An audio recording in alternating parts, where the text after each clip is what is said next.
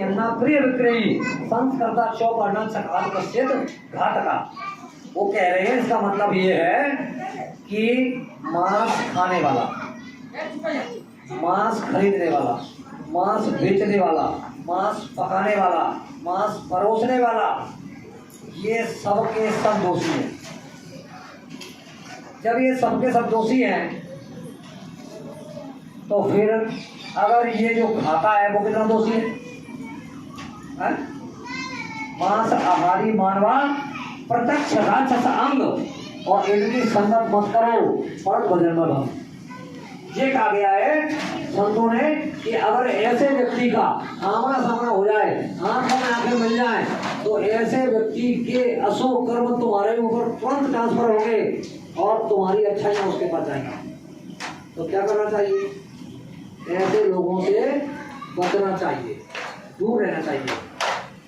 तो प्रिय भाई बहनों, बाबा जयगुरु जी महाराज जी समझा रहे हैं कि हमको शुद्ध शाकाहारी रहना है, भूल करके भी अंडे मछली मांसाहार का सेवन नहीं करना है।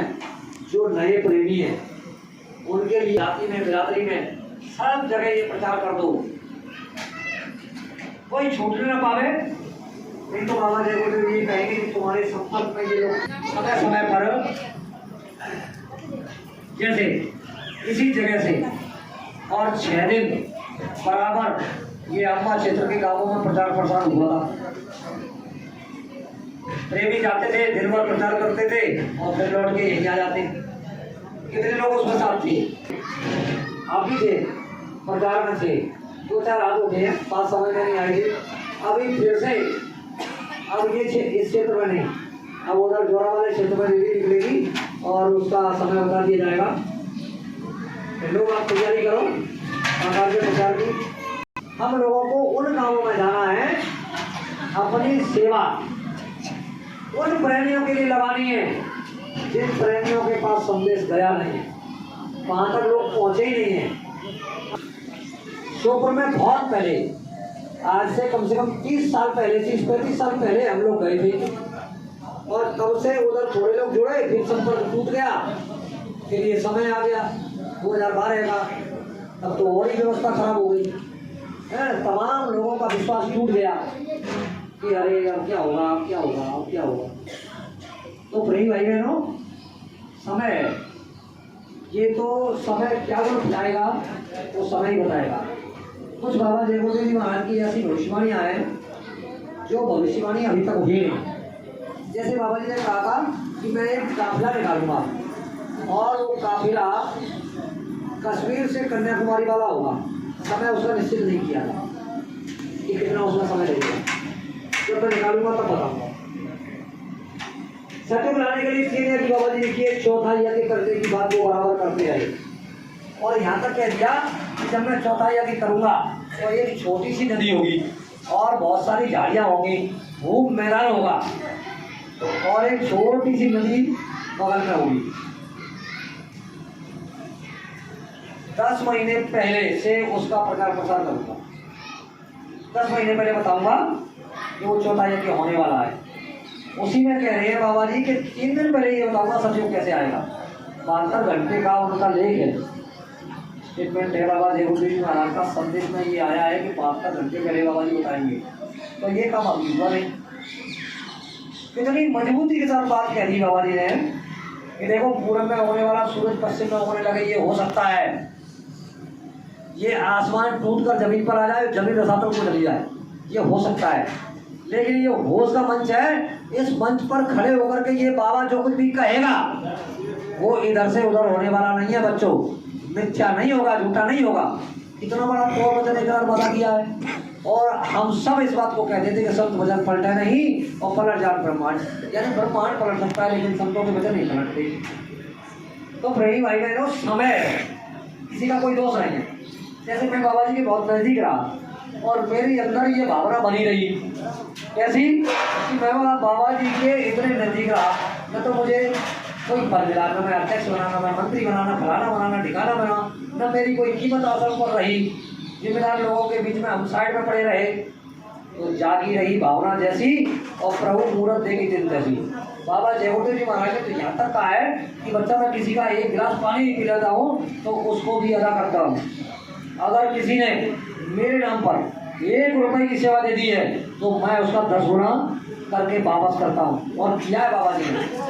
हम लोगों के लिए ये कहा था कि देखो ये फटीचर जिनके पास कुछ नहीं था, आज ये अपने खुद के मकान में रह रहे हैं, खुद की गाड़ियों में चल रहे हैं, सारी सुख सुविधाएं और ये इस्तेमाल कर रहे हैं। तो बाबा जी तो यही चाहते हैं कि मेरा बच्चा कंगाल नहीं होना चाहिए, बढ़िया से बढ़िया मकान में रहो, अच्छे से अच्छे कपड़े पहनो, बचा सकते हो तो दिन में 10 बार खाओ, बचाओ, मेरी तरफ से कोई मनाही नहीं। अगर तुमने किसी संत महात्मा महापुरुष को खोजकर और भगवान के भजन की युक्ति प्राप्त कर ली और फिर तुमने साधन भजन नहीं किया तो ये मनुष्य शरीर दोबारा नहीं मिलेगा। और नरकों की बात जो की जाती है ना कि नरक में, और बताता हूँ एक उदाहरण, नानक जाए अंगूठा बोरा और सब जीवों का किया नवेरा। नानक जी के समय का लेख आता है कि उनका एक भक्त नरक में चला गया तो फिर नानक जी को खुद जाना पड़ा उसे निकालने के लिए, तमाम अरसे के बाद, कई युगों और कल्पों के बाद की ये बात है। रही भाई बहनों, तो फिर क्या हम लोग अगर गलत रास्ते पर चले जाएं तो क्या हम स्वर्ग में जाएंगे तब भी है? जब नानक जी का जा सकता है गलत रास्ते पर जाने पर तो हम लोग भी जा सकते हैं नरक में।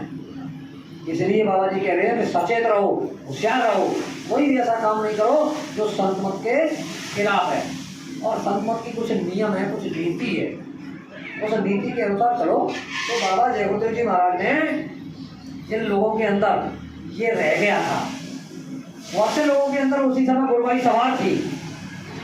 बाबा जी जानते थे कि ये मानेंगे नहीं, ये इस काम को करेंगे। एक बड़ा सा बोर्ड लगवाया बाबा जी ने, मंदिर के ठीक सामने ट्रांसफार्मर रखे रहते थे। जो इस साइड वाली मेन रोड की छतरी है, उस छतरी के बगल में लाइट के बड़े बड़े ट्रांसफार्मर थे, उनके बगल में ही 2 खंभे गड़वा करके और बाबा जी ने बड़ा सा बोर्ड लगवाया कि बच्चा गुरु बनने का काम भूल करके ही मत करना।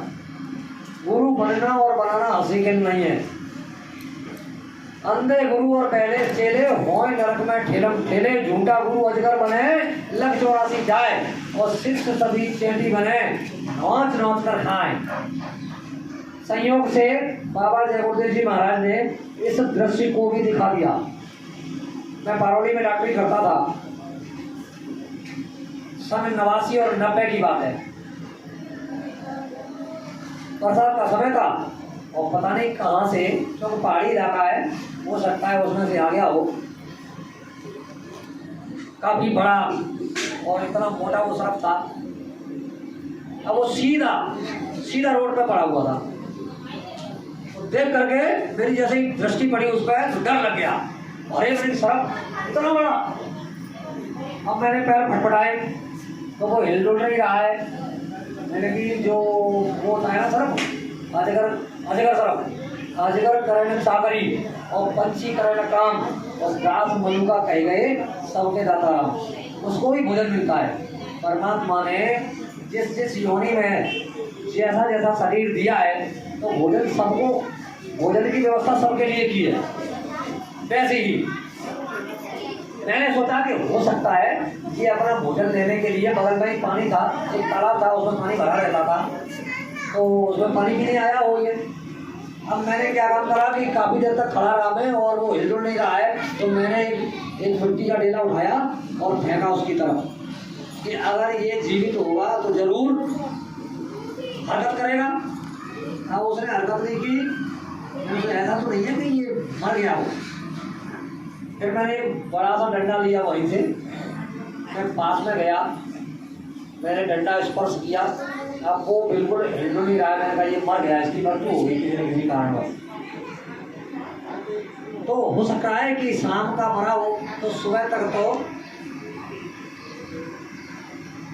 लंबा समय हो जाता है ये अनगिनत। तो मुझे बाबा जी की ये बात तुरंत याद आ गई कि गुरु महाराज कहते थे कि झूठा गुरु अजगर बने और लग 84 जाए, शिष्य सभी चैटी बने सो नौच नौच कर खाए। मैंने कि इसकी अजगर की ये स्थिति है। कहने का मतलब ये है भाई बहनों, ये एक दिन में सब हो जाएगा। अब बाबा जयगुरुदेव जी महाराज ने रास्ता बताया ये सफाई करने का, उसमें मुश्किल से 2 दिन 4 दिन 6 दिन हुए और बस कहने लगे हुजूर अब तो दया कर दीजिए, डायरेक्ट ले चलिए दिल्लीगढ़, अब ये देश अच्छा नहीं लग रहा है और कोई किसी का नहीं है। जब विपत्ति, परेशानी, कष्ट जब किसी के ऊपर आता है किसी बात को लेकर के, घर का झगड़ा हो गया, पति पत्नी में झगड़ा हो गया, उसने कुछ कह सुन दिया तो बस फिर वो भजन के समय मतलब बात आएगी। गुरु महाराज ने कहा था इस दुनिया में कोई किसी का नहीं है, अब तो केवल भजन करना है। अब भजन के लिए मन 2 दिन 4 दिन मतलब गुस्से में किया भी और उसके बाद फिर वैसे तो कहने अगर जगती महाराज कहते हैं कि बच्चा अगर संसार में तुमसे कोई कुछ कह दे भला बुरा तो तुमको उनका बड़ा कहना लग जाता है। मेरी दौरानी ने मुझसे ये कह दिया, मेरे से छोटी थी और ऐसे कटोजन कह दिए मुझसे, ऐसे तो मुझे किसी ने नहीं कहा। अब वो तो टाइना लग गया, बेटी का टाइना लग गया, बेटे का टाइना लग गया, लेकिन बाबा जगोदेव कह रहे हैं कि मैं तुम्हारा कौन हूँ?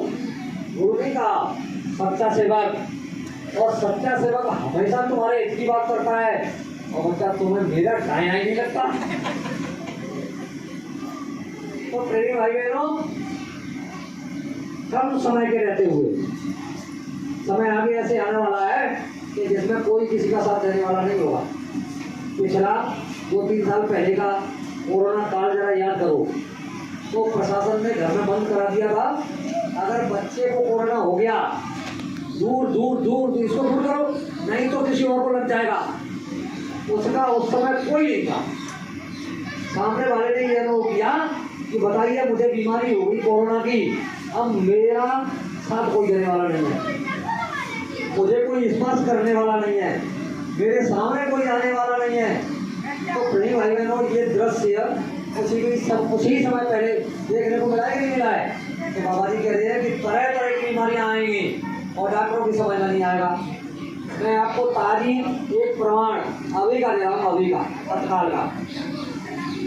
मेरे लड़के का स्वास्थ्य खराब हुआ, काफी प्रेमी जानते भी है। लड़के का नाम है जसवंत, बहुत से प्रेमी उसे जानते हैं। उसका अचानक स्वास्थ्य खराब हुआ, ये पैर ये घुटने के पीछे उसको दर्द शुरू हुआ और 2-3 दिन तक वो दर्द रहा। दवाई उसने खाई, आराम नहीं मिला और उसके बाद में उसको हो गया बुखार। बुखार के दिखाने के लिए मोरना लाया मैं और 5-6 दिन तक डॉक्टर इलाज करते रहे और बीमारी कुछ निकल नहीं रही है और इलाज बराबर चल रहा है और ठीक हो नहीं रहा है। काफ़ी पैसा भी इधर मोरना में खर्च हो गया। फिर कहा कि तुम एक काम करो कि और ऐसे क्या परेशानी है कि बुखार टूट नहीं रहा है, अब आज से पेट में दर्द शुरू हो गया है। पेट में दर्द शुरू हुआ, अल्ट्रासाउंड कराया, अल्ट्रासाउंड में कुछ नहीं आया। 2 रिपोर्टें लिख दी, एक मुरैना में ही हो गई, एक दिल्ली से होकर के आई थी। रिपोर्ट आई तो नॉर्मल आई। हमने कहा डॉक्टर साहब रिपोर्ट नॉर्मल है और परेशानी लड़के को है, तो भाई इसका कारण क्या है? तो भाई एक काम करो, पेट के डॉक्टर को दिखाओ, ग्वालियर ले जाओ। अब आपने ग्वालियर दिखाया तो ग्वालियर में जाकर के एडमिट कर दिया। वहाँ भी काफ़ी पैसा खर्च हो रहा है, फायदा मिल नहीं रही है, ना बुखार टूट रहा है ना दर्द कम हो रहा है, पेट की परेशानी भी और ज़्यादा हो गई। उन्होंने ये और कह दिया कि देखो इनको अब कुछ देना नहीं है खाने पीने के लिए, बस केवल ट्रीटमेंट, दवाई गोली इंजेक्शन इसी में। अब तो वो और पैर टूट गए। कुछ दिन के बाद सलाह करी दोनों डॉक्टरों ने, भाई बात क्या है। तब तक एक चौथी बीमारी खड़े हो गई उसके लिए। चौथी बीमारी के लिए तीसरे डॉक्टर पर भेजा। अब तीसरे डॉक्टर ने कहा कि भाई साहब देखो ये दवाइयाँ मैं लिख रहा हूँ और इन दवाइयों से आराम भी मिल सकता है, नहीं भी मिल सकता है, अगर नहीं मिला तो फिर ऑपरेशन करना पड़ेगा। और मैंने ये तो ऑपरेशन की तैयारी में। मैंने तुरंत वहाँ से जब लड़के को लेके गया तो यहाँ से और वो छतरी के बराबर चला होगा, इतने में तो कहने लगा कि पापा मेरे बस की बात नहीं है, आप यहाँ से आगे चलना। अब उसे पकड़ करके ले गए। लौट के मैंने डॉक्टर से कहा बिना मेरे पूछे कोई भी इंजेक्शन कोई भी गोली आप नहीं दे सकते। तीसरे डॉक्टर के पास आपके राय से मैं गया, लेकिन मैं अब चौथे डॉक्टर से बात करूँगा तब इसका ट्रीटमेंट शुरू होगा। जब मैं चौथे डॉक्टर के पास गया तो उसने बताया कि देखिए बीमारी कुछ और है और इलाज कुछ और चल रहा है। अब उधर मेरा कलकत्ते का कार्यक्रम था, तारीख है 23-25 को मुझे कलकत्ता जाना है। 23 को 22 की शाम को, और 23 और 24 2 दिन दवाइयाँ खाई। मैंने कि मैं कलकत्ता चला जाऊँगा तो फिर इसकी दवाइयाँ रह जाएंगी। मैंने डॉक्टर से बात की, मैंने कि डॉक्टर साहब काफ़ी इसको आराम है, फ़ायदा है, और दवाई और दे दीजिए। क्योंकि मैं शाम को बैठता हूँ 9 से 6:30 से 7:30, 1 घंटे। अब ये 6:30 से 7:30 1 घंटे का कार्यक्रम घर से निकलने में मिस हो गया, और वो 1 घंटे ही बैठता है, उसके बाद रुक जाता है। अब क्या करें, सुबह 25 है और कलकत्ता जाना है, और जसवंत का स्वास्थ्य ज़्यादा अच्छा नहीं है। अब ये घर से मतलब कहने लगे कि बच्चे की तबीयत खराब है और तुम्हें कलकत्ता भी पड़ी है। ये बात तो सही है, अगर कुछ हो जाता है तो सब लोग ये कहेंगे कि वो तो वैसे ही घूमते रहते थे, उन्हें बच्चों से क्या लेना देना है, वो तो कार्यक्रम करें अपना, है ना। तमाम तरह के लोग होते हैं, तमाम तरह की बातें करते हैं। प्रेमी भाई बहनों,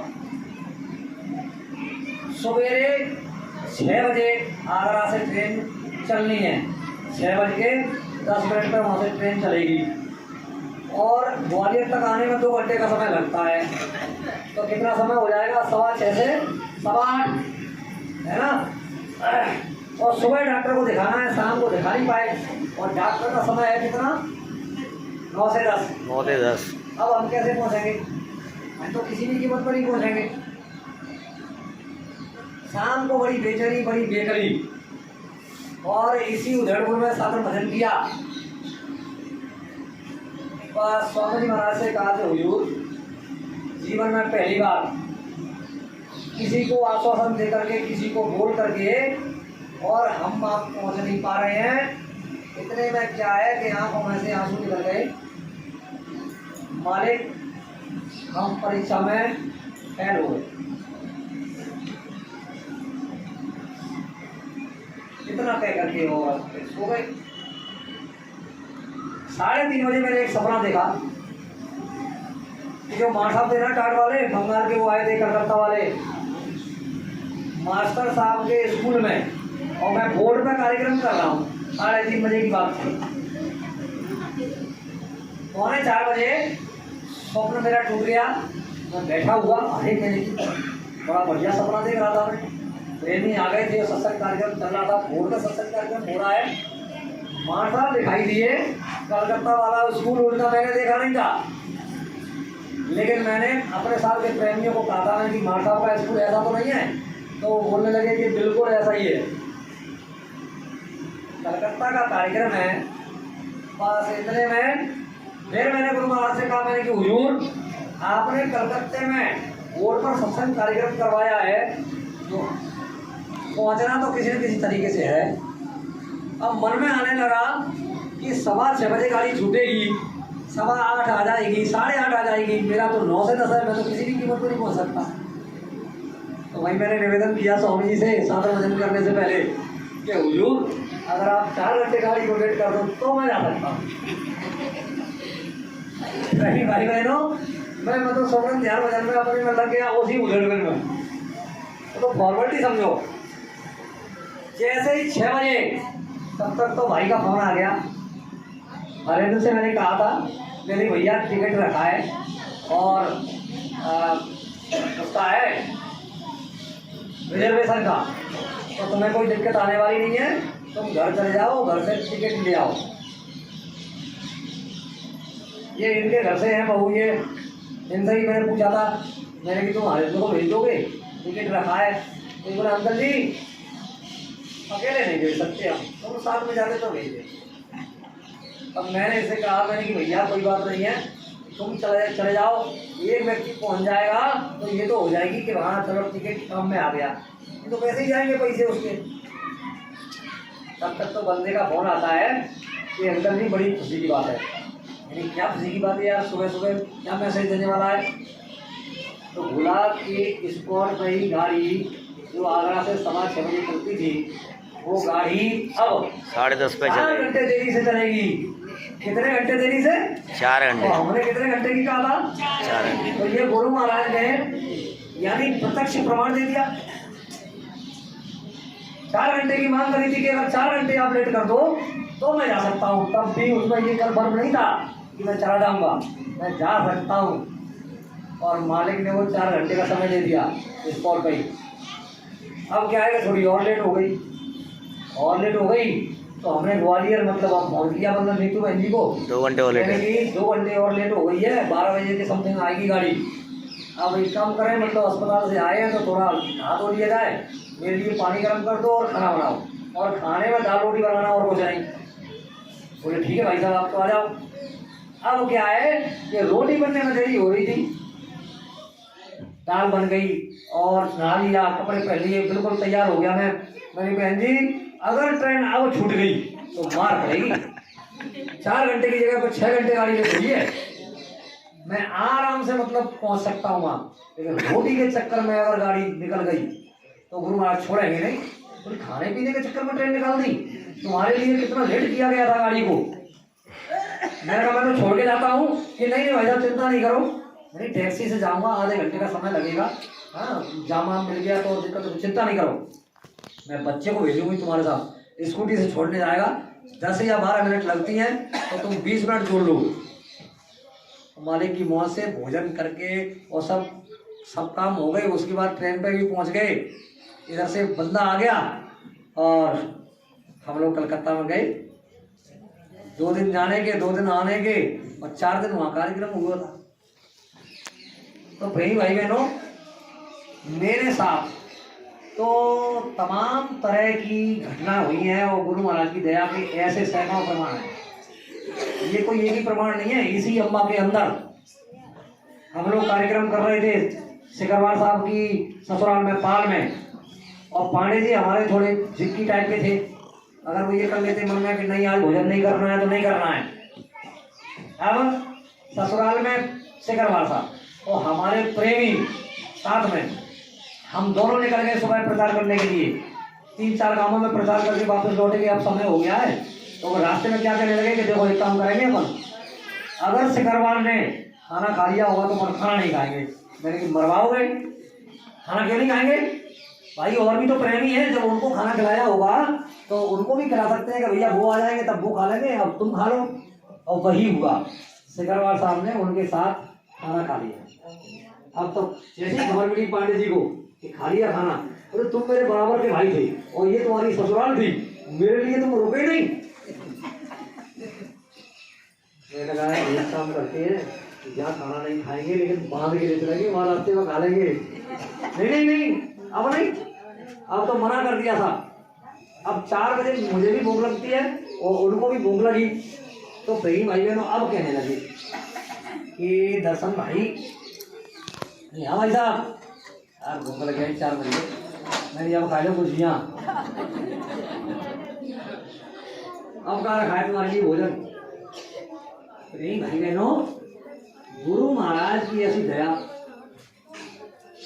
एक बूढ़ा सा डोगरा, सफेद दाढ़ी और फेंटा बांधे, पतला सा चेहरा और पतला ही शरीर, सफेद पूरे कपड़े, साइकिल से, क्या भैया तुम लोग जयगुरुदेव वाले हो? मैंने की हाँ। तो कि तुम्हारे साथ और भी लोग चल रहे हैं? मैंने की हाँ चल तो रहे हैं। अरे कि वो कुछ लोग मुझे मिले थे उस गांव में और उन्होंने ये कहा कि देखो हमारे साथ के 2 प्रेमी भूखे हैं। तो भूखे कौन है? तो मैंने कहा कि हम ही लोग भूखे हैं। अरे तो तुम लोगों के लिए मैं लाया हूँ भोजन, और मैं 12 पराठे, आम का अचार, मिर्ची का अचार और गुड़, इतनी चीज। अब वहीं सामने ही खेत में एक कुआं था, तो बोले कि देखो ये मेरे ही खेत है सब, और ये कुआं पड़ा है और कुआं है उस पर रस्सी बांटी पड़ी है, तुम लोग यहाँ आराम से मतलब ये भोजन करो, तब तक मैं अपने खेतों को घूम के आता हूँ। अब वो साइकिल साथ ही लेके गए थे और हमारे लिए तो भोजन आ गया था। तो फिर हम तो अपने भोजन में लग गए नहीं। अब बस थोड़ी देर हुई है, खोल भी नहीं पाया है पूरा। इतनी ही देर में साइकिल से ये जाते हैं हमको भोजन दे करके, और उसके बाद दिखाई नहीं दिए। ना साइकिल थी वहाँ, ना देने भोजन देने वाला। मैंने कहा पांडे जी, ये बंदा अगर किसी गांव का होता तो कम से कम दिखाई तो देता, मतलब कि कहाँ जा रहा है। यार गुरु महाराज को परेशान कर दिया। तो गुरु महाराज ने इस तरह के दृश्य कई एक हम लोगों के साथ किए। महेश यादव, जिसका संगत के अंदर विशेष योगदान है, विजयपुर के भीड़ में वहाँ प्रचार कर रहे थे, और उन्हें उसी की कमांडर जीप थी। स्टीयरिंग का एक बुल्ट गिर गया, और बस उसी के कारण वो स्टीयरिंग फ्री हो गई। ऐसे इधर से इधर, इधर से उधर, ऐसे दच्चे में चल रही थी। रास्ता कटा हुआ था, ऊपर से कटा हुआ रास्ता था पानी से। तो कटे हुए रास्ते में एकदम महेश निकल करके चला गया नीचे। जैसे ही नीचे गया तो मेरे मुंह से एकदम निकला कि जगुरुदेव मर गया। बस इतने में तो क्या है, मतलब गुरु महाराज ने हाथ पकड़ कर खींच के बाहर कर दिया। गिरा है कि बाहर आया है। मैंने कहा महेश, इसमें से तो किसी की कीमत पर निकलता नहीं था, लेकिन निकल कैसे आया? बोले भैया मुझे नहीं पता चला है, बस इतना जरूर महसूस हुआ कि किसी ने पकड़ के और मुझे फेंक दिया बाहर की तरफ। तो प्रेमी भाई बहनों, बाबा जय गुरुदेव जी महाराज ने ये वचन दिया है कि दुख संकट मुसीबत परेशानी की घड़ी में और तुम जय गुरुदेव नाम को याद करोगे तो मैं तुम्हारी मदद करूँगा। तो हमारे लिए तो ये पक्का विश्वास है, पक्का। तो ये एक ऐसे प्रमाण नहीं है, मेरे पास सैकड़ों प्रमाण है इस तरीके के गुरु महाराज की दया के, जो हम लोगों के साथ और बाबा जय गुरुदेव जी महाराज ने ये अनुभव कराए हैं। तो जब इस तरह का महापुरुष इतना और वचन इकरार वादा हम लोगों के बीच में किया है, तो हमारी गुरु भक्ति इतनी मजबूत होनी चाहिए कि हमें अपने पूरे गुरु पर और की आस रही दिल में, तो वह प्रेमी ही कैसा, घर का ही न रहा बस घाट का वह धोबी के कुत्ते जैसा। तो ये तमाम तरह के प्रमाण मतलब महापुरुष देते हैं कि गुरु सच्चा, तो भक्त को भी सच्चा होना चाहिए। और जहाँ गुरु और शिष्य के बीच में कोई भेद नहीं होता है, तो प्रेमी भाई बहनों, मैं अपनी बात बताता हूँ। मैंने केवल इतना जाना है, मैं उस परमपिता परमात्मा को नहीं जानता, मुझे उससे मतलब भी नहीं है। मुझे उससे मतलब है जिसने इस भौतिक जगत में हमारा हाथ पकड़ा और परमात्मा क्या है, उसकी व्यवस्था क्या है, जिसने इस व्यवस्था को हमें समझाया, इस व्यवस्था को जनाया। तो उस सिस्टम को जनाने वाला, उसको बताने वाला और समय समय पर रक्षा करने वाला वो कौन था? जिसने ये बताया और जिसने ये रक्षा की, जिसने हमारा मार्गदर्शन किया, कौन था वो कोई और नहीं, ये प्रत्यक्ष आपके सामने है, और इन पर मेरा पूरा भरोसा है। काफी प्रेमी मतलब बातचीत होती है, वो कहते हैं मैं भैया मैं नहीं जानता परमात्मा को, मैंने तो स्वयं परमात्मा अपनी आंखों से मथुरा में देखा, जहाँ जहाँ कार्यक्रम हुए वहाँ वहाँ देखा। इसकी जो महत्ता है, संतों का जो पावर है, उसका अनुभव इन्होंने कराया है। लोग कहते हैं नहीं कि बाबा जी ने भगवान के भजन करने का रास्ता बता दिया, ध्यान में देखा जाता है, भजन में सुना जाता है, सुमरन का आनंद लिया जाता है। तो अगर कोई प्रेमी 1 महीने तक इनके कहने के अनुसार चल ले और फिर वो बात करें, नियम नीति हम बताएंगे कि किस तरीके से रहना है और किस तरीके से चलना है। 1 महीने के अंदर अगर प्रत्यक्ष को प्रमाण नहीं मिल जाए, तो बाबा जी ने कहा है कि बाबा जी को बाबा जी मत कहना। तो इस तरह का भरोसा और विश्वास दिलाने वाला महापुरुष, फिर हम करें नहीं तो बात एक अलग है, करके दिखाइए फिर बात कीजिए। जय गुरुदेव, जय गुरुदेव। सतयुग आएगा, व्यवस्था बदलेगी। तो प्रेमी भाई बहनों, सतयुग के आने से पहले क्या हम लोगों को कुछ तैयारी करनी पड़ेगी? अरे जब किसी के घर में शादी पार्टी कोई फंक्शन होता है, तो माता पिता उसके लिए महीनों से चिंतित रहते हैं कि भाई हमारे यहाँ कार्यक्रम आने वाला है, हमारे यहाँ कार्यक्रम आने वाला है। तो ये कितना बड़ा कार्यक्रम है, ये कोई छोटा मोटा परिवर्तन है? अरे युग परिवर्तन कोई छोटा मोटा परिवर्तन है जिसका बीड़ा बाबा जय गुरुदेव जी महाराज ने उठाया था। और ये तमाम मठाधीश जो घूम रहे हैं ना भारतवर्ष में, ये सब कोशिश कर रहे हैं, सब प्रयास कर रहे हैं, कोई सत्य को नहीं ला सकता। मैं इतने लोगों के बीच में कह रहा हूँ, सबके लिए चैलेंज कर रहा हूँ मैं, कोई अगर सत्य को ला के दिखा दे, सत्य को आएगा केवल इनसे आएगा और कोई ला नहीं सकता। इन्होंने कहा था कि अगर मैं बता दूं समय तो लोग नकल करने लग जाएंगे, और पहले के लोगों ने मुझे आजमा के देख लिया है। अब मैं वो काम करने वाला नहीं हूं। तो प्रेमी भाई बहनों, सारी व्यवस्था योजना रेडी रखी है, अगर देरी हो रही है तो हम लोगों की वजह से। बाबा जी कह रहे हैं कि बच्चा तुम खड़े पर हो जाओ तो काम हो जाएगा, मेरी तरफ से कोई देरी नहीं है, सारा मसाला तैयार रखा हुआ है, देरी है तो तुम्हारी तरफ से। मेरे ही साथ के कुछ प्रेमियों ने और बाबा जय गुरुदेव जी महाराज से 2010 में ये प्रश्न किया था कि बाबा जी लंबा समय हो गया, काफी हमारे साथ वाले टाटधारी, गैर टाटधारी और चर्म से किसी दिन हम लोग भी चले जाएंगे। तो बच्चा क्या चाहते हो कि हम ये चाहते हैं कि जिसका प्रचार आपने हम लोग थोड़ी देर तक मौन रहे। जय गुरुदेव। उसके बाद बोले करीब 1-2 मिनट के बाद कि बच्चा तुमने क्या कहा था? जय गुरुदेव, जय गुरुदेव। तो कब आएगा? स्वामी जी बोले कार्ड वाले होंगे 10-12 और बढ़ा दीजिए सब। बच्चा क्या तुमने अपने आप को सतयुग के लायक बना लिया?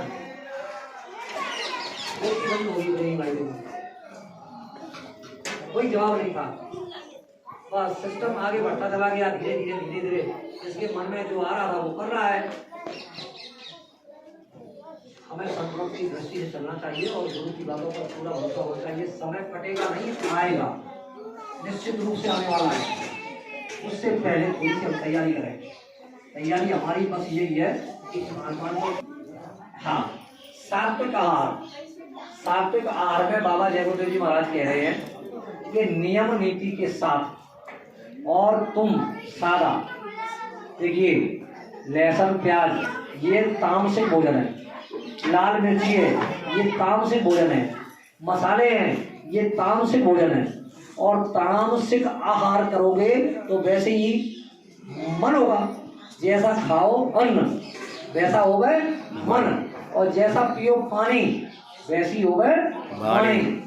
तो प्रेमी भाई बहनों, हमको सात्विक आहार पर विशेष ध्यान देना है।